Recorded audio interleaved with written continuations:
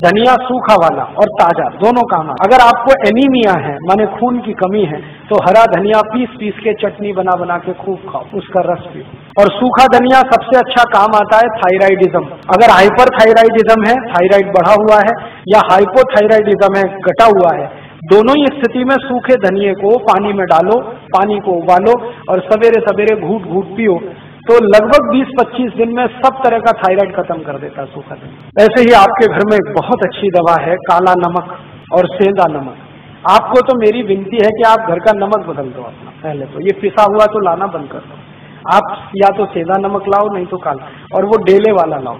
और सब्जी में नमक सब्जी बनाते समय डालो, सब्जी बनने के बाद नमक कभी मत डालो, क्योंकि सब्जी बनने के बाद नमक डाला तो वो जहर जैसा काम करता है। दाल बनने के बाद नमक डाला तो जहर जैसा काम करता है। और एक परंपरा बंद कर दो ऊपर से नमक डाल के खाने की। अगर कोई दिन आपको ऐसा लगता है कि नमक कम है तो कम नमक का ही खा लो, ये ऊपर से डाल के खतरनाक है। इसमें क्या होता है, दो चीजें होती हैं। एक तो जिसने बनाया है खाना उसका अपमान कर रहे हैं आप, उसको ये सिग्नल दे रहे हैं कि देखो तुमने नमक बराबर नहीं डाला है। भले आप बोले या ना बोले, उसको ये हर्ट तो करने ही वाला है, तो उसका अपमान कर रहे हैं और अपने शरीर का भी नाश कर रहे हैं। तो ऊपर से नमक डाल के तो खाना बिल्कुल बंद कर दो। थाली में नमक रख के बैठना, नमक जितना डालना है सब्जी बनते समय, माने उबलना चाहिए, नमक डलने के बाद उसमें उबाल आना चाहिए। ऐसे ये बुरक के खाना ये तो बहुत खराब। जैसे हम सलाद पे कई बार नमक बुरक के खाते हैं, ये बंद कर दो। अगर कोई मजबूरी ही है, बुरक नहीं है, तो वो काला नमक थोड़ा बुरक लो, और ये सफेद वाला तो बिल्कुल नहीं। तो इन चीजों से आप बहुत इलाज कर सकते हैं। नमक बदल दो, आपकी बहुत बीमारी चली जाए। और एक दो छोटी बातें बताता हूँ कि आपके घर में कुछ ऐसी औषधियां हैं जिनको दुनिया भर के लोगों ने आज मान्यता दे दी है।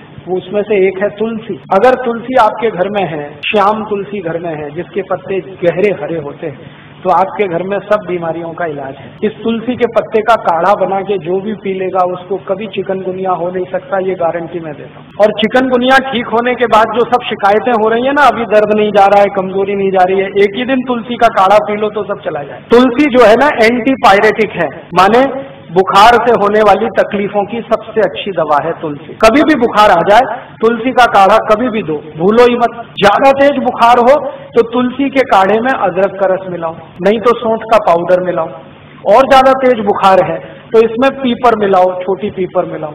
और ज्यादा तेज बुखार है तो नीम की गिलोय मिला लो, या नीम के पेड़ की छाल का पाउडर मिला लो।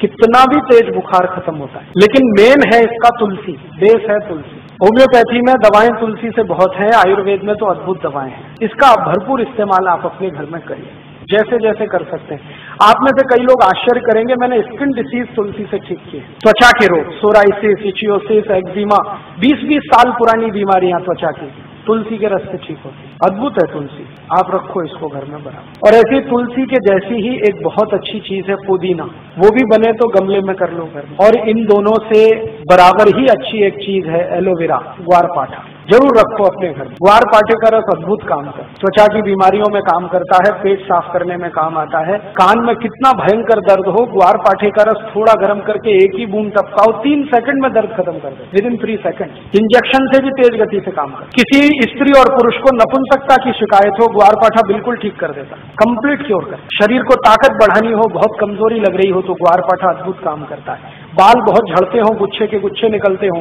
ग्वारपाठे का रस बाल में लगाओ, जैसे तेल लगाते हैं, 1 घंटे के बाद धो लो तो बाल झड़ना बंद करा देता है। बाल ज्यादा काले रखने हैं तो ग्वारपाठा सप्ताह में 1 दिन लगाते ही रहो रस के रूप में, अद्भुत काम करता है। आंखों की रोशनी बढ़ानी हो तो ग्वारपाठे को इस्तेमाल कर सकते हैं, पीने के रूप में ले सकते हैं। बच्चों को फोड़े फुंसियां बहुत होती हैं, 1-1 चम्मच ग्वारपाठे का रस 3-4 दिन पिला दो तो सब फोड़े फुंसियां होना बंद।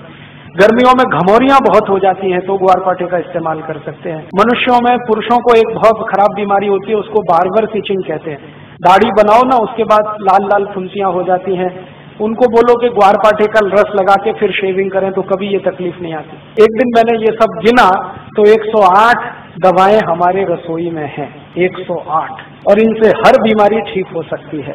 कहीं घर के बाहर जाने की जरूरत ही नहीं है। और मैं तो सबको चिल्ला चिल्ला के कहता हूं कि आप बीमारी से नहीं, डॉक्टर से बचो। बीमारी खतरनाक नहीं है, डॉक्टर खतरनाक। एक बीमारी से दूसरे में फंसाएंगे, दूसरे से आपको तीसरे में ले जाएंगे, ठीक ही नहीं होने देंगे। और आजकल डॉक्टर जो दवाएं आपको खिलाते हैं ना, वो दवा अपनी माँ बहन को कभी नहीं खिला सकते, ऐसी दवाएं आपको खिला देते। जिन दवाओं पर कोई क्लिनिकल ट्रायल्स नहीं हुए हैं, जिन दवाओं को किसी ने अप्रूव भी नहीं किया है, उनको धड़ल्ले से प्रेस्क्राइब करते हैं, क्योंकि कमीशन मिलता है। और ये कमीशन खोरी इतना बढ़ गया है कि अब अच्छा डॉक्टर चिराग लेके ढूंढने निकलो तो कोई एक मिले, मुश्किल से एक मिले। इसलिए आप इनसे अगर बचे रहें तो आपकी जिंदगी बहुत सुरक्षित रहने वाली है।